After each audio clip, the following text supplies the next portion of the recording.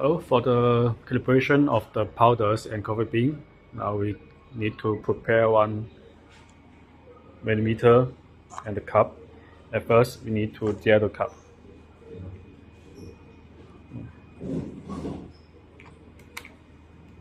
And then we will open the door and put the cup under the brewer. Yeah, you can fix the cup in the brewer. Yeah, there's a lock here. Okay, I can just put it. Yeah, and we click the calibration of the coffee bean. Calibration. And normally we just set 3 seconds for the span time and start testing. Yeah. So we can get the powders and then we will weigh it, and now it's 12.4 gram, so we can enter the 12.4 gram and save it. If you just get the new machine, and because the grinder inside is empty, so we need to use the second cup of the calibration and do not use the first cup dispense.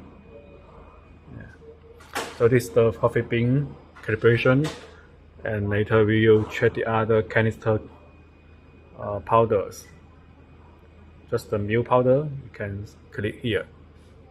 Yeah, the milk powder, and also we will use the 1 empty cup and put under the milk powder, just like this is the milk. This one is the milk.